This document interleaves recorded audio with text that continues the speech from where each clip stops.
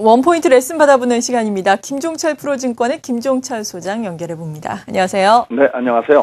네, 지난 금요일에는 양매수가 들어오면서 시장이 올라서 좀 기대감을 키웠는데요. 오늘 또다시 지금 열린 장을 보니까 뚜렷한 방향성을 나타내지 못하면서 거의 관망입니다. 이 시장 어떻게 봐야 되겠습니까? 네, 일단 먼저 이번에 2월달 장은 여러 차례 말씀드렸던 대로 그래도 다행스러운 것이 있다고 했습니다. 그건 바로 지난 1월달 장보다는 2월달 장이 해볼 만한 장이고 괜찮은 장이 될 것이다 하는 말씀을 드리고 있습니다. 이건 왜 그러냐면 2월달 장은 1월달에는 우리가 미팅을 갈 때 제가 그랬어요. 비빌 언덕이 없다고 그러는데 2월달 장은 비빌 언덕이 많습니다.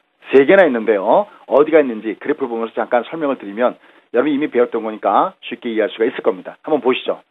자, 지금 화면에 여러분들께 보여드리는 그래프가 바로 코스피 지수입니다. 이게 비빌 언덕이 있다는 것은 무슨 얘기냐면은 주가 내려갈 때 우리가 의미 있는 선, 즉 어디가 바닥존에 있느냐를 찾아보는 기법은 의미선 3선 기법이 있다고 했죠. 그 첫 번째가 바로 이동평선이다라는 말씀을 드렸어요. 근데 지금 얘가 밑으로 갔을 때 보면 바로 하단에 뭐가 지나가고 있냐면 보라색 선 240선이 지나가고 있죠. 여기서 지금 장대 양봉 줬거든요. 이게 첫 번째 이동평선에서 의미 있는 이동평선에 상당히 나름대로 역할이 기대가 되는 부분들이 바로 이 구간에 있다 이렇게 보시면 되겠습니다. 근데 이거 하나만 놓여주는 게 아니라 두 가지가 더 놓여져 있어요. 하나는 뭐냐면 우리가 두 번째는 심리선 기억나시죠? 100포인트 단위로 주가가 움직이는 심리선이 바로 두 번째 과정이다 그랬는데 바로 현재 주가 패턴의 모양을 보면은 1900선이 바로 밑에 또 바싹 받쳐주고 있습니다. 그러니까 만약에 240선이 여기가 깨져도 여기 1900이 받쳐준다는 얘기입니다. 그다음에 더 좋은 곳이 있습니다. 바로 그것은 뭐냐면 지금 주가가 위에서부터 조정을 받아도 이건 중방 패턴이다라는 말씀을 드렸었죠.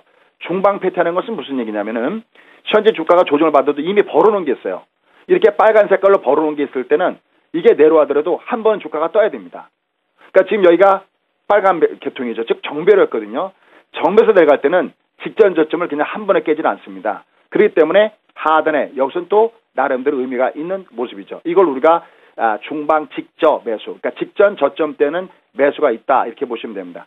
이게 올라가다 해서 두드려 맞은 것은 반대로 파란색이 올라왔기 때문에 직전 고점에서 두드려 맞은 거고요. 여기 내려오면 오히려 직전 매수가 있죠. 그래서 지금 1월 달에는 이 세 가지 선이 한 군데도 없었어요. 그래서 아주 안 좋았는데 지금 2월 달에는 바로 이렇게 1차, 2차, 3차가 3겹으로 돼 있기 때문에 여기에서 만약에 우리가 심리적으로 좀 부담감을 느끼고 있는 북핵의 문제라든지 아니면 지금 이제 G20 회의 기대감 속에서 환율이 다소 악재 요소의 영향력이 다소 좀 진정되는 모습을 보여주고 있거든요.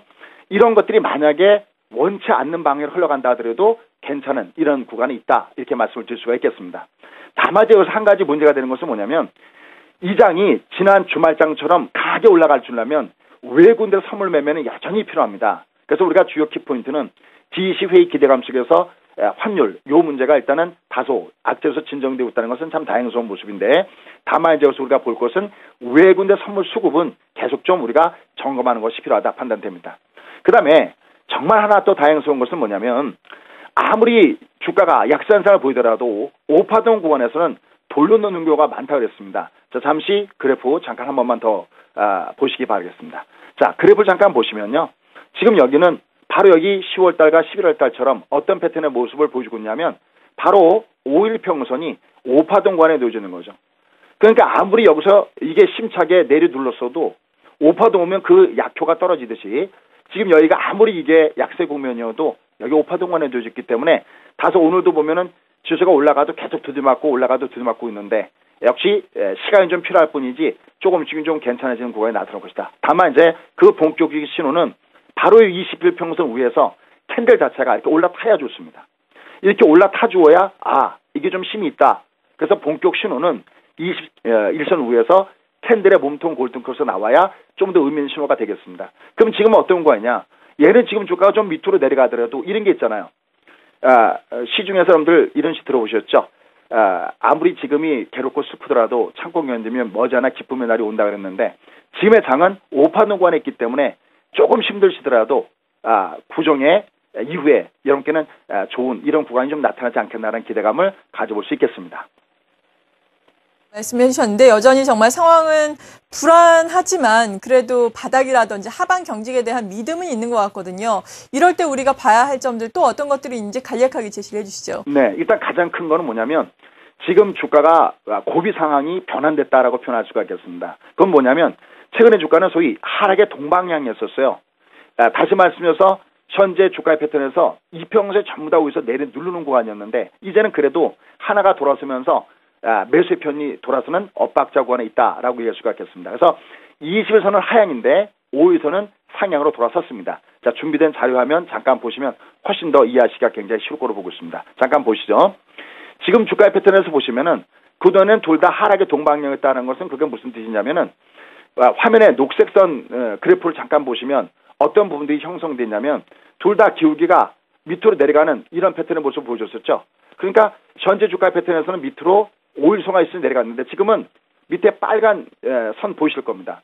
지금 이 빨간 선이 이게 무슨 얘기냐면은 기울기가 5일선이 둘 다 동시에 하라고 내리꽂다가 이 5일선이 주가가 위로 올라가면서 이제는 제법 밑에서부터 의미 있는 구간이 나타나기 시작했다는 것이죠.